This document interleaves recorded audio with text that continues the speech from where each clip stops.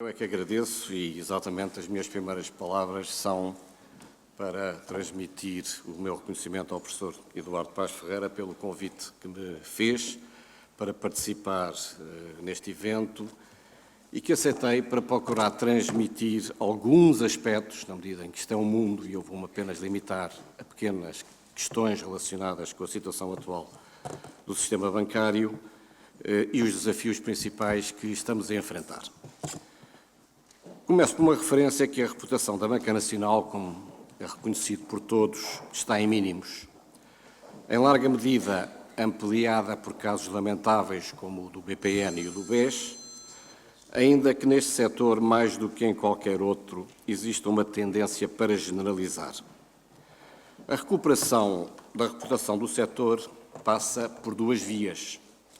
Pelo reconhecimento dos erros efetivamente cometidos e implementação de ações corretivas e por iniciativas que visem garantir a confiança de clientes e de cidadãos, com enfoque na transparência e no compromisso ético, centradas numa ação coerente para reforço de uma cultura bancária baseada nos valores da integridade, idoneidade, rigor, responsabilidade e em governos societários exigentes. A atividade bancária funda-se na confiança. As suas decisões implicam risco, sendo que a avaliação e gestão de risco são fulcrais na performance dos bancos. E pelo facto de gerirem dinheiro dos clientes, dos depositantes, obriga à máxima responsabilidade. Mas a confiança não depende só do desempenho dos bancos. Está intimamente ligada à estabilidade política e macroeconómica e à percepção dos mercados e dos clientes. Uma banca responsável, forte, moderna e confiável tem que ser uma banca bem capitalizada, rentável e competitiva e é indispensável ao desenvolvimento económico e social. Por isso, o poder político e as autoridades têm um papel-chave na estabilidade do sistema financeiro. A situação da banca portuguesa merece particular atenção. Não devemos nunca fugir à análise rigorosa da realidade. E a primeira constatação que devemos recordar é que não foram as dificuldades da banca, mesmo não esquecendo os casos BPN e BES, e BPP, o BES veio depois, que nos conduziram à necessidade de resgate e à negociação pelo governo de então do Memorando of Understanding de que resultou o Programa de Ajustamento. Foi a situação das finanças públicas. O nosso setor bancário, depois de demonstrar grande resiliência e um dos melhores desempenhos a nível da banca europeia no período da crise internacional 2008-2010, foi afetado pela crise da dívida soberana e pela consequente, inevitável e profunda recessão económica. O setor bancário foi vítima da crise da dívida soberana. Teve de proceder a medidas de reparação, reestruturação e fortalecimento que, em alguns casos, não estão ainda concluídos, mas está vivo, respondendo ao título deste painel, ativo e necessita de condições menos desfavoráveis e muito mais realistas e coerentes para regressar a patamares de rentabilidade satisfatórios. Pôr em causa o sistema bancário é um verdadeiro absurdo. Não teremos crescimento, não conseguiremos criar riqueza e distribuí-la gerando maior justiça social sem investimento e sem financiamento da economia. E bem sabemos que os bancos são responsáveis por cerca de 75% das necessidades de financiamento das empresas. Por outro lado, a vida dos cidadãos era muito mais difícil se os bancos não proporcionassem e gerissem um sistema de pagamentos dos mais modernos, eficientes e seguros do mundo. Em breves flash, porque, como já disse, o tempo é limitado, vou tentar apresentar a situação atual da banca portuguesa, referir o trabalho intenso desenvolvido pelo setor desde o início das crises, procurando comparar com o que se passou noutros Estados-membros e acentuar que, se é bem verdade que a banca é o coração da economia, o funcionamento desta é determinante para a robustez e a rentabilidade do setor. E, finalmente, mencionar os maiores desafios de curto e médio prazo do sistema bancário nacional. Ponto da situação em flash, referindo os 5 grandes fatores que melhor o caracterizam. Ativos.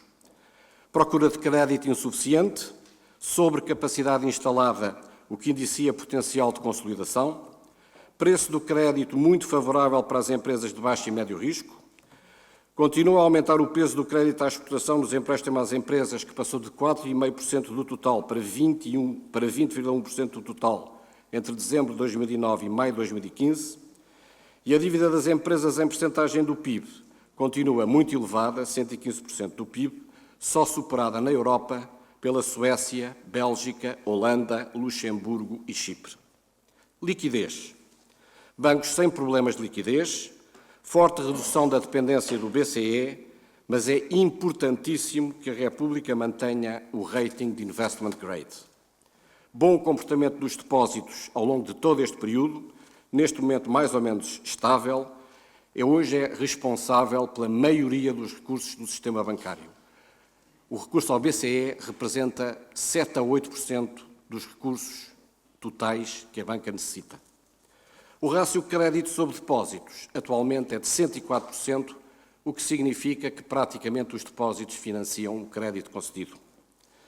Sobre a rentabilidade, grande pressão sobre a rentabilidade, com a margem financeira esmagada, comissões sob pressão, injustificada, pois em Portugal são das mais baixas da Europa, custos de resolução e da regulação extremamente elevados.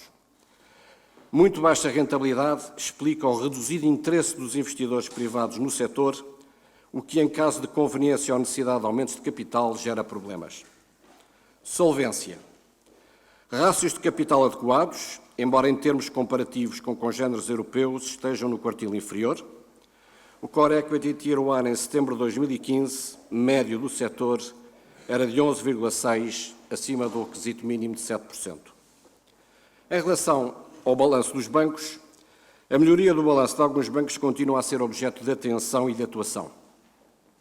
O legado da crise, os legacy assets, com relevo para o crédito imobiliário, pesam ainda no balanço de bancos, apesar do significativo registro de imparidades e reforço de provisões progressivamente efetuado, a par do enorme esforço realizado ao longo dos processos de desalavancagem e reestruturação prosseguidos, que incluíram venda de ativos não core e não produtivos e writing downs de ativos.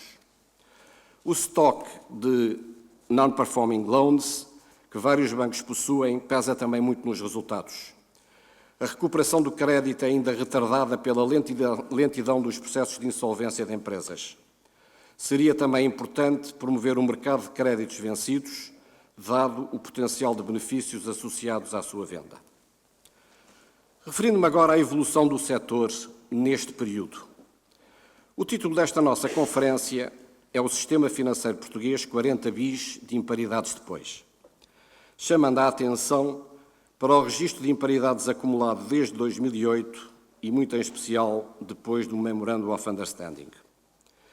Importa salientar este esforço realizado pelos bancos e entender as causas profundas da situação atual do setor. Vou fazê-lo mostrando um conjunto de slides elucidativos. Começo um primeiro que permite uma comparação da situação da banca em 31 de dezembro de 2007, 31 de dezembro de 2010 e 31 de dezembro de 2014.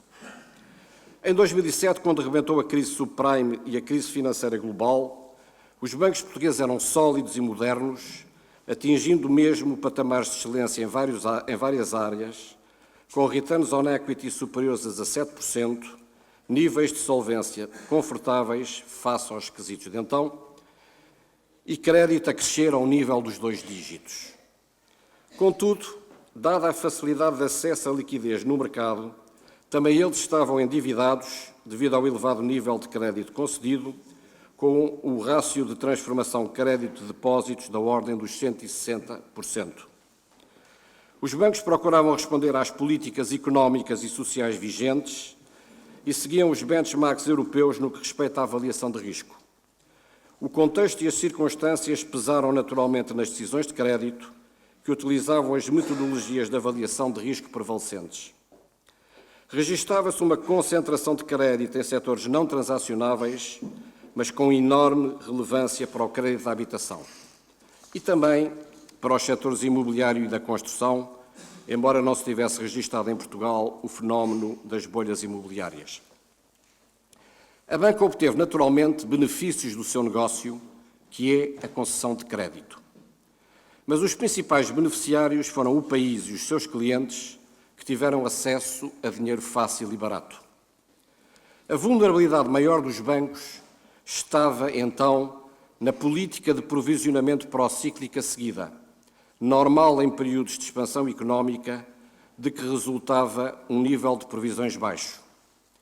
Os muito baixos rácios de incumprimento, da ordem dos 2%, 2,1% nas empresas, e a morosidade do crédito facilitavam essa política, aliás corrente nos outros países europeus.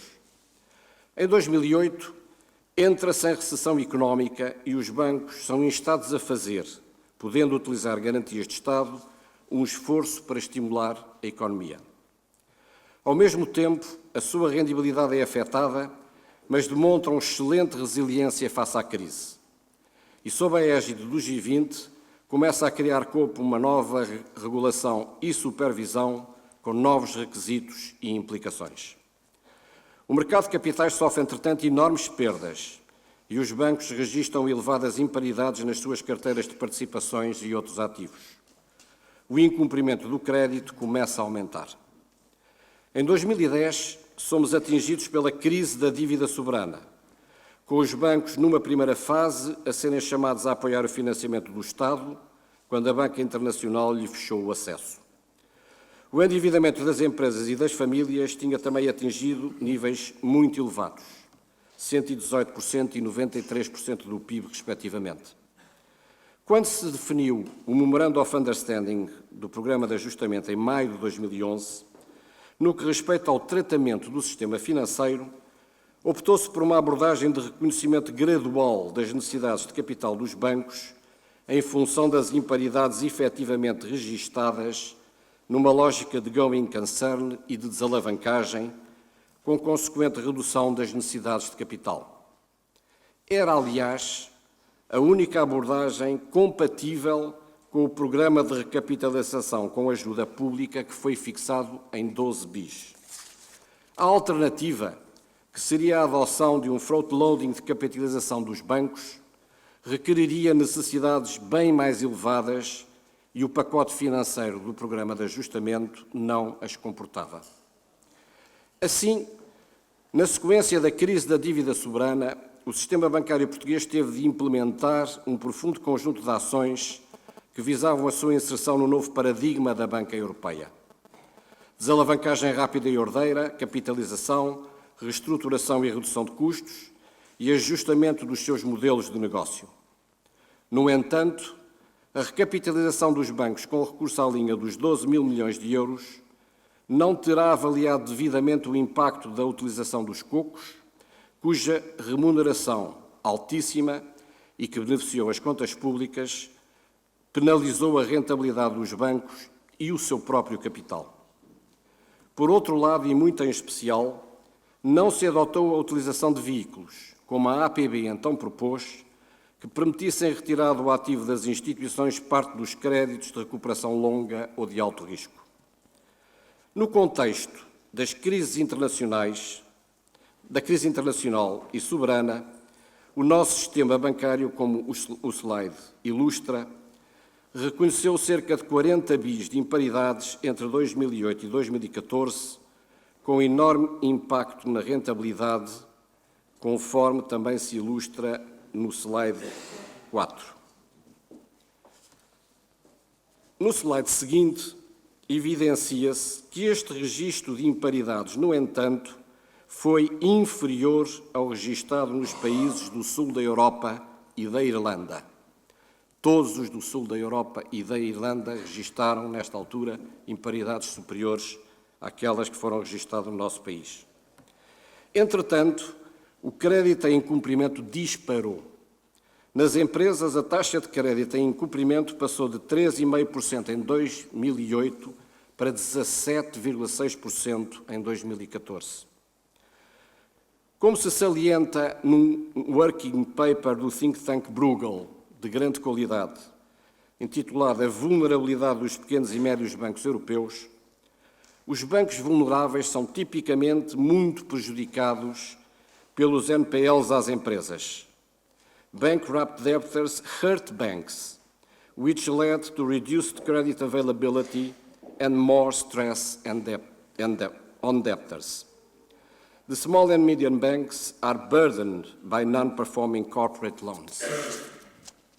Esta é, sem dúvida, a causa mais profunda do registro de imparidades e deriva em larga medida da subcapitalização e excesso de endividamento das empresas e das famílias.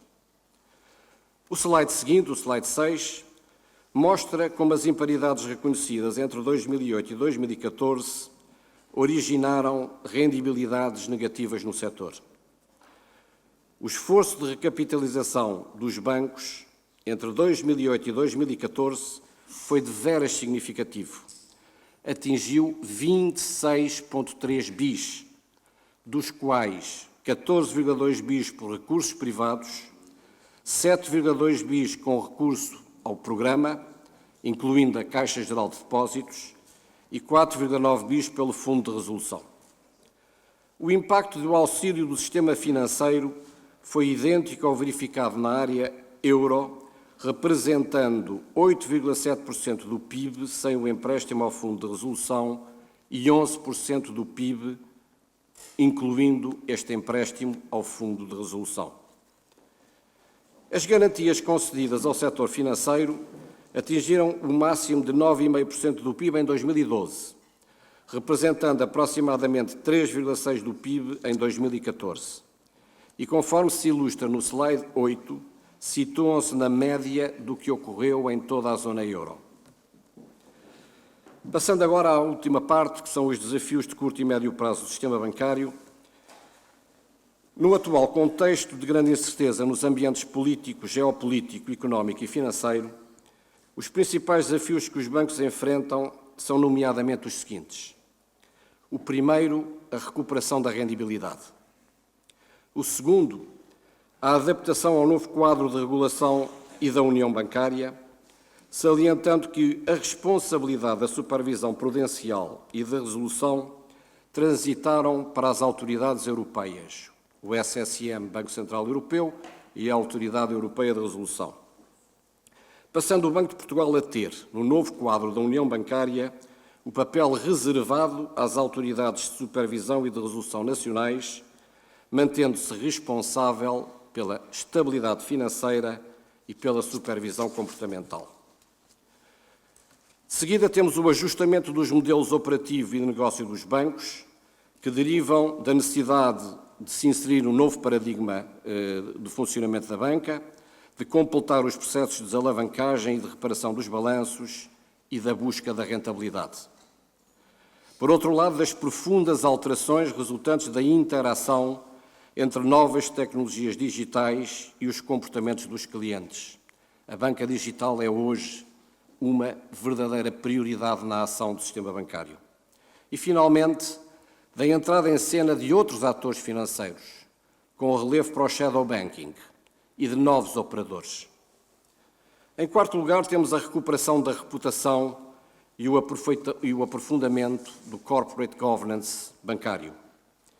E, finalmente, em quinto lugar, o acompanhamento intenso dos processos relacionados com a resolução do BES e do BANIF, onde é fundamental para o setor minimizar as contribuições dos bancos para o Fundo de Resolução.